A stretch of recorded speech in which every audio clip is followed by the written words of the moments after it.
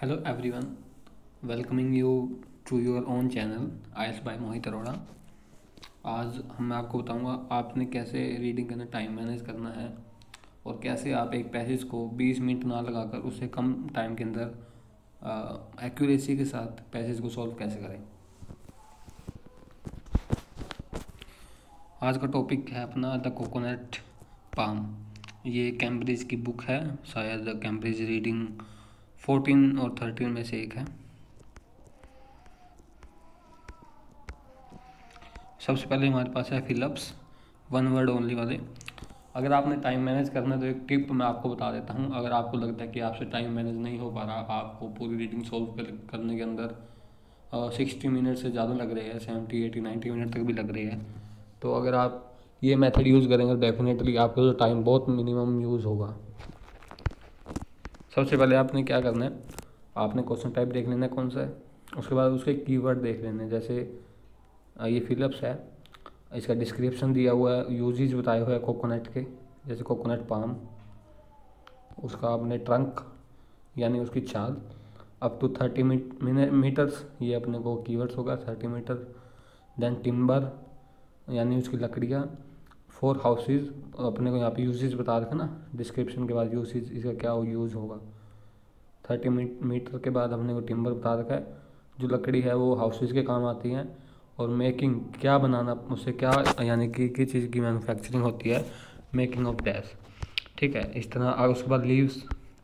तो ऐसे ऐसे हमने कीवर्ड्स, जैसे flower up to 6 metre long. उसके बाद हमारे को दूसरा क्वेश्चन यहाँ पूछा हुआ है, ठीक है, फ्लावर, उसके जो फूल है उसके बारे में। तो इससे पहले हमारे को जो वो कीवर्ड है, जैसे मुझे 30 मीटर लगा, उसके बाद 6 मीटर लगा, उसके बाद मुझे इसका फ्लावर, फ्रूट्स, मिडल लेयर, इसकी लेयर्स के बारे में, जैसे आउटर लेयर, इन सब को हमने क्या कर लेना है, अंडरलाइन कर लेना है पैसेज में जाके। देखो मैं आपको बताता हूँ। पहले पैसेज में जैसे मुझे कुछ भी नहीं मिला, मेरी नज़र गई थी 30 मीटर टोल पे, मैंने इसे हाईलाइट कर लिया। ट्रंक पे गई, ये ट्रंक होगा, ट्रंक को मैंने हाईलाइट कर लिया, ठीक है। और इसके बाद जैसे भी था उसको मैंने हाईलाइट कर लिया। ये 3 लेयर्स को हाईलाइट कर लिया, ओके। ये मिडल लेयर को मैंने हाईलाइट कर लिया। जो भी चीज़ें हमारे को दिखती है, आपने 13 के 13 क्वेश्चन को ऐसे हाईलाइट कर लेना है, और जैसे मैंने किया है। इसमें आपका हार्डली 2 मिनट जाएंगे, और ये 2 मिनट के बाद आप अपना इतना टाइम मैनेज कर लोगे कि आपकी रीडिंग एटलीस्ट मैं मानता हूँ कि 50 मिनट के अंदर कंप्लीट हो जाएगी, अगर आप ऐसे करोगे। तो सभी को आपने अंडरलाइन कर लेना है सबसे पहले। ऐसे नहीं है कि एक क्वेश्चन को रीड करा, उसके बाद उसका कीवर्ड ढूंढोगे, फिर आप उसके क्वेश्चन पे आओगे, फिर उसकी स्टेटमेंट रीड करके फिर जाओगे, तो ऐसे बहुत टाइम मैनेज नहीं होगा आपका। आपने सबसे पहले 4 से 5 क्वेश्चन, 6 क्वेश्चन की, और यहाँ तक देख सकते हो कि 8 है, तो मैंने 8 के 8 को ढूंढ कर हाईलाइट कर लिया। इसमें आपका 1 से 1.5 मिनट के अंदर आपका हाईलाइट हो जाएगा। पहला क्वेश्चन अपने को बता रखा है 30 मीटर। देन इसका टिम्बर जो है वो हाउसेज के लिए यूज़ होता है, और मेकिंग ऑफ डैश, किस चीज़ का मेकिंग के लिए डैश। तो 30 मीटर मुझे यहाँ मिला था।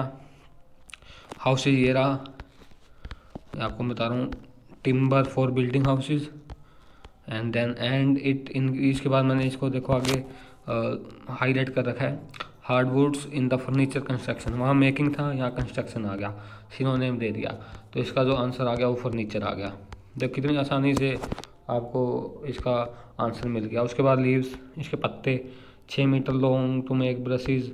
उसके बाद फ्लावर, इसके जो फूल है टॉप के ऊपर होते हैं ट्रंक के। देन अपने को बता रहा है जिसकी स्टीम है वो प्रोवाइड, एक तो सैप अपने को देती है, मुझे भी नहीं पता सैप क्या है, आपको भी इतना और डीप में जाने की जरूरत नहीं है। उसके बाद ये यूज्ड की जाती है ड्रिंक और ए सोर्स, एक तो ये ड्रिंक के लिए यूज़ की जाती है, और उसके अलावा एक सोर्स है ये डैश का, ओके। पहला क्वेश्चन आपको यहाँ मिला था, मैंने कोकोनट फ्लावर को कर लिया, टॉप ऑफ द ट्रंक को मैंने हाईलाइट कर लिया। उसके बाद ये किस चीज़ का सोर्स है, बॉइलिंग टू प्रोड्यूस, क्या प्रोड्यूस करता है, टाइप ऑफ शुगर का, ठीक है। इसका आ गया शुगर, सोर्स ऑफ शुगर। इतना मतलब इजी वे के अंदर आप रीडिंग को सॉल्व कर लोगे, तो आपको पता भी नहीं लगेगा। उसके बाद फ्रूट्स, आउटर लेयर की बात होगी। मिडल लेयर, जो मिडल की जो लेयर होती है, जो कोयर फिब्रिस होती है, फाइब्रस, वो यूज किसके लिए होती है वो बताना है आपने, ठीक है। 3 लेयर मैंने आपको अभी बताया था, ये रही 3 लेयर को मैंने करा। उसके बाद ये रही मिडल, एफिब्रोस मिडल लेयर, और हार्ड इनर इन्होंने करा दिया। उसके बाद इन्होंने बता दिया ये रहा fibre course which has numerous uses. And is particularly important in manufacturing ropes. Ropes को बनाने के लिए इसका यूज़ होता है। ठीक है, इसका आंसर हो गया रोप्स, थर्ड का। उसके बाद जो होती है इनर लेयर, जिसको सेल बोलते हैं, ये सोर्स है एक डैश का। उसके बाद वन हाल मर्ज के जब उसके दो टुकड़े हो जाते हैं, 50-50 हो जाता है, उसके बाद ये डैश, उसके बाद इसका डैश यूज होता है। तो मैं अब जाता हूँ इसके ऊपर जहाँ हमने अभी मिला था, ये रही। उसके बाद आ गया सेल। मैंने आपको कहा सेल को मैंने हाईलाइट करने के बाद आपको पता है आपने कहाँ से पढ़ना है। आपके जो 2 मिनट आप हाईलाइट करने में लगाओगे ना, उसके बाद आपका टाइम मैनेज होता चला जाएगा। Shell is charcoal which is widely used in various industries as well as in the home as cooking fuels. Okay, मैं आपको बता देता हूँ, a source of fuel. Okay, उसके बाद ये आ गया व्हेन ब्रोकन इन हाफ। मैंने आपको ना हाफ, उसका मतलब होता है 50-50। जब इसको हाफ बीच में से ब्रोकन हो जाता है, जब सेल आर यूज किए जाते हैं एज बाउल्स के लिए इसको यूज़ किया जाता है एज बाउल्स। तो इसका आंसर आ गया बाउल्स, फिफ्थ का। कितना आसानी से देखो आपने कौन सा। उसका कोकोनट वाटर एक तो ड्रिंक होता है, उसका सोर्स होता है डैश का फॉर अदर प्लानट। दूसरे प्लानट के लिए एक डैश का सोर्स है ये। दूसरे प्लांट को क्या चीज़ ये देती है। ओके, कोकोनट वाटर हाईलाइट हो रहा है। इन्जॉय एड ड्रिंक हाईलाइट कर लिया। देन उसके बाद आ गया but also provide the hormones which encourage करते हैं अदर प्लानट को तो ग्रो करने में। इनकरेज करते हैं अदर प्लानट को ग्रो करने में क्या चीज़, हॉर्मोन्स। जो क्या प्रोवाइड करता है, कोकोनट। इसका आ गया हॉर्मोन्स, सिक्स्थ का हॉर्मोन्स। उसके बाद कोकोनट का जो फ्लश है ये ऑयल के लिए यूज़ होता है और मिल्क के लिए फॉर कुकिंग। एक तो कुकिंग के लिए यूज़ होता है और डैश, और दूसरा क्या ऐसी चीज़ है इसके लिए यूज़ किया जाता है। कोकोनट फ्लश ही आगे मैंने हाईलाइट किया ही हुआ है। कोकोनट फ्लश, कोपरा, मेडिनो coconut milk which are widely use in cooking के लिए और different part of the world as well as in cosmetic. एक तो कुकिंग के लिए यूज़ होता है और दूसरा कॉस्मेटिक्स के लिए। देखो हाईलाइट करने से कितने आसानी से क्वेश्चन मिलते हैं। आप अगर ये मेथड यूज़ करोगे ना, डेफिनेटली आपका टाइम भी मैनेज होगा, आपकी एक्यूरेसी भी बढ़ेगी, आपको जो फ्रस्ट्रेशन रहती है रीडिंग के लिए वो भी दूर हो जाएगी। सेवंथ भी हो गया। उसके बाद ग्रेसलिन एंड इंग्रेडिएंट्स इन डैश, ये एक इंग्रेडिएंट्स के लिए यूज़ होता है इन डैश के अंदर। जैसे कॉस्मेटिक के बाद एक लाइन आगे हम पढ़ते हैं और मैंने हाईलाइट किया हुआ है, important in a quite different sphere as Alfred Nobel introduce. इसने इंट्रोड्यूस किया बंदा है कोई, the word of is nitroglycerine based invention. क्या इन्वेंशन था वो, डायनामाइट। ठीक है, डायनामाइट के अंदर इसका यूज़ होता है। ये इसने याद पूछ रखा है, इंग्रेडिएंट्स है किसके अंदर, डायनामाइट के अंदर। ठीक है, 8 क्वेश्चन सॉल्व हो गए। अब हम 9th पे जाएंगे। ऐसे ही आपने सारों को हाईलाइट कर लेना है और उसके बाद आंसर कर देने हैं। 9th का है, जो कोकोनट के जो सीड्स होते हैं उनको ज़रूरत होती है नीड शेड, यानी कि छाया की ज़रूरत होती है इन ऑर्डर टू जर्मिनेट। यानी उनको जर्मिनेट होना है, मतलब जब उसको उगाया जाता है तो उसको छाया की ज़रूरत होती है। अगर उसको बड़ा होना है, उसको ग्रो होना है तो ठीक है, ऐसे वो अंकुरित नहीं होगा। जर्मिनेट मतलब अंकुरित। ओके, जर्मिनेट एंड रूट वगैरह मेरे को यहाँ मिला तो मैंने इसको हाईलाइट कर लिया। इसने कहा कि about 110 day at sea they are no longer able to germinate. मतलब सी के अंदर, समुद्र के अंदर वो एबल ही नहीं थे कि जर्मिनेट हो पाए। ठीक है, literally cast on to desert, okay, island source with little more than sand to grow in expose to full glare of the tropical sun. इसने कहा कि सी के अंदर जहाँ पे सन की जो सन था वो नहीं पहुँच पाते थे, तो वहाँ पे ये जर्मिनेट होने के काबिल ही नहीं थे, नॉट एबल टू जर्मिनेट। उसके बाद जो ये और डिजर्ट के अंदर, जो रेगिस्तान वगैरह के अंदर सैंड को जब इसको उगाया गया, जो कि full glare of tropical sun थी, coconut seed are able to germinate and root. वहाँ पे जो कोकोनट के सीड्स थे वो जर्मिनेट हो गए और रूट हो गए। और इसने क्या पूछा है अपने से कि उनको जर्मिनेट होने के लिए शेड की ज़रूरत है, शेड यानी कि छाया। ये पर इसने कहा कि समुद्र के अंदर वो ग्रो नहीं हुए, वो ग्रो हुए डिजर्ट के अंदर जहाँ उनको फुल ग्लेयर्स मिली, किसकी, सन की। तो ये कॉन्ट्राडिक्शन हो गया, इसलिए इसका आंसर आ गया फॉल्स। 9th का हो गया फॉल्स। 10th, कोकोनट वर प्रोबली ट्रांसपोर्टेड किए जाते तो एशिया के अंदर लाए जाते थे। कहाँ से, फ्रॉम अमेरिका से लाया जाता था एशिया के अंदर इन 16th सेंचुरी। ओके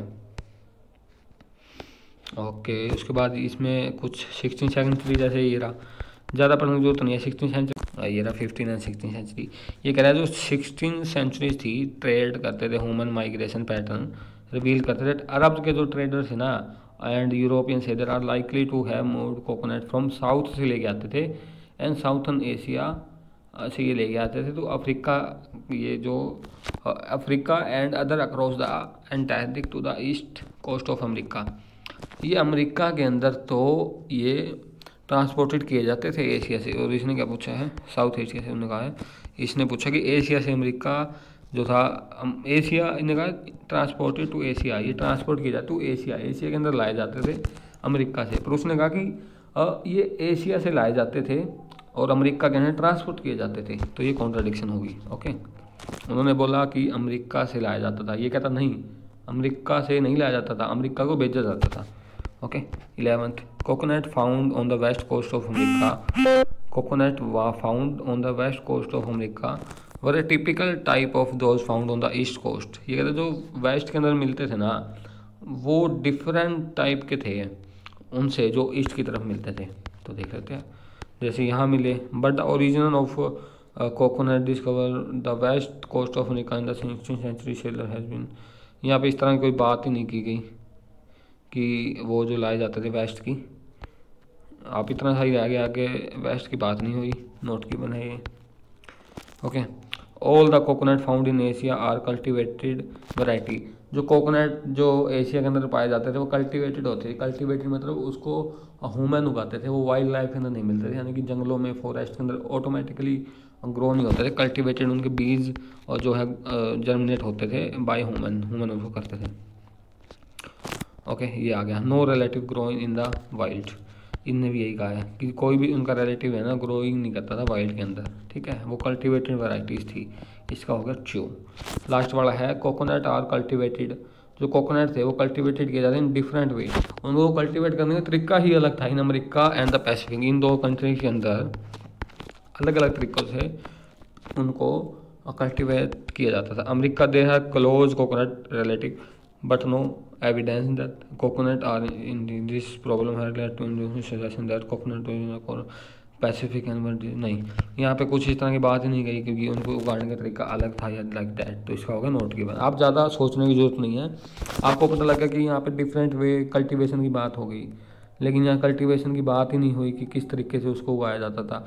इन्होंने तो बस बता दिया कि वो जो सजेशन था कोकोनट का आइसलैंड के अंदर वो डिस्पेयर हो रहा है, जो भी था, तो इस तरह की कोई बात नहीं हुई। तो ये जो रीडिंग थी हमने 13 के 13 क्वेश्चन, अब बहुत ही कम, देख लो आपका टाइम भी मैनेज हो जाएगा अगर आप इसको हाईलाइट करके करोगे तो, और आपके करेक्शन जो एक्यूरेसी होती है वो भी आएगी। अगर आपको वीडियो अच्छी लगी है तो चैनल को ज़रूर सब्सक्राइब करना, सपोर्ट बनाना।